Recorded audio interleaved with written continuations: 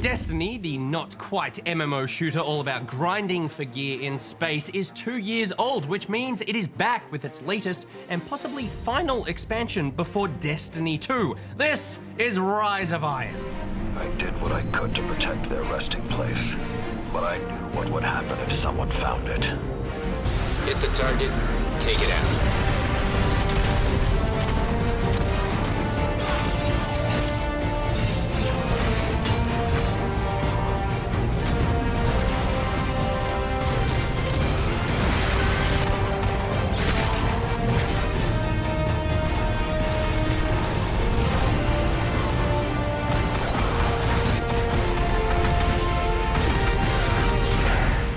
First things first, I have to admit I was expecting a little bit more from this. Last year's major expansion, The Taken King, brought a lot of content and significant changes which really justified diving back in. But Rise of Iron felt much less substantial. Yeah, and it's particularly disappointing considering in year 1 we got 3 expansions, and this year all we get is this, which really does make you feel as though the team is busy working away on Destiny 2. But what do we get here? A group of Fallen has captured Felwinter Peak. Well, the major dot points are there are new story missions, plus a few new exotic weapon quests, 1 new patrol area, Lock and load, Guardian. and 1 new social space, a new multiplayer mode and some maps, 1 new strike,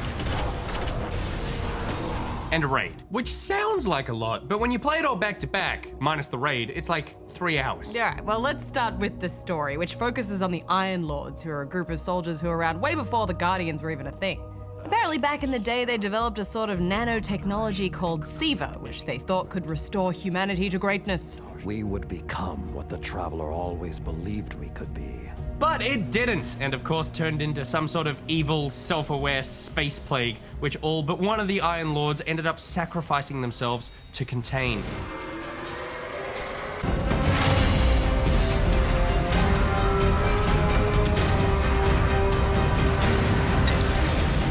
And now the Fallen has found out about it, and for some reason they think they should use it to splice with themselves to become even more powerful.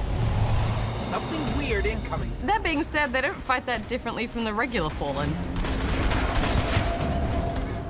These Fallen are different. So really it's another type of space zombie virus. Well, I mean, it's not really bringing anything back from the dead, so technically not a zombie virus. So you stop the zombie virus and that's pretty much the story. And there's only, I think, 5 new story missions in this expansion, which you can get through in a couple of hours. The Siva replicator is destroyed. So as soon as the story starts, you finished it. And once again, Hex, I'm left with the feeling of, what the hell is going on in Destiny? This may not make sense to you, but it took your fight to remind me that immortality is not the same as invincibility. I don't understand. Yeah, I mean, none of the expansions have really helped to develop the core story at all. It's more just stuff around the edges. Yeah, and having not played the game in months, it's hard to get back into it. There's just so many little things now. What the hell do I do with this? Do I still need these things? What do these icons mean? What's a strange coin?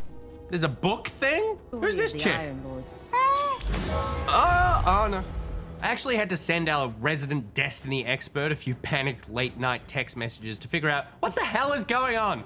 Yeah, it took me a while to get my bearings back, and I'm certainly no wiser to the mysteries of Destiny lore having played this DLC, but I mean, let's be honest, Destiny has never really been about the story. It's more about blasting through alien hordes and looking cool doing it.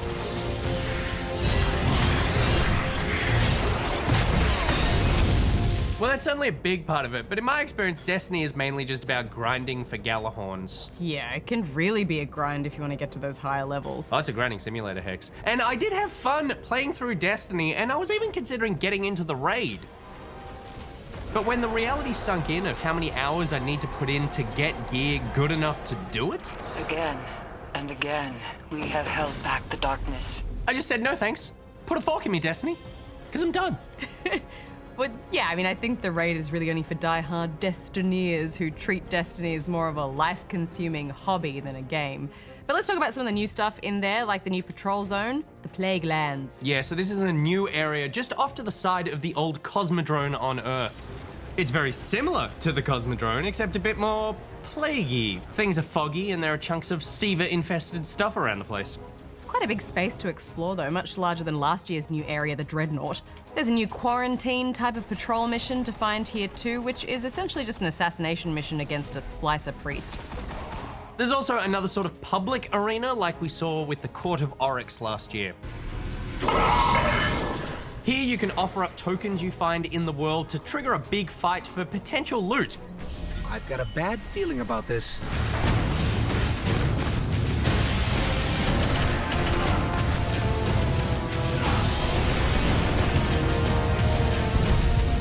Annoyingly though, it seems there's some sort of instance transition you need to go through to get there, so I was on my way with a group of randos to try and tackle it, and they just disappeared. Just like my real friends. Speaking of friends, there's a new social space to hang out in called Felwinter's Peak, which is kind of like a mountainside monastery. And there's two awesome things about it. One, there's cute wolves everywhere. And two, you can actually climb this mountain. It's not easy though.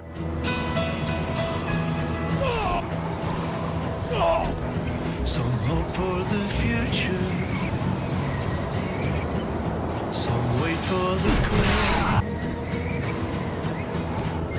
To say that the days ahead will be the best of all. In terms of new gear, along with guns and exotics, there are a bunch of new artifacts which can give your character some interesting perks. Things such as removing sprint cooldowns or giving you the chance to hit an enemy so hard he decides to fight for you.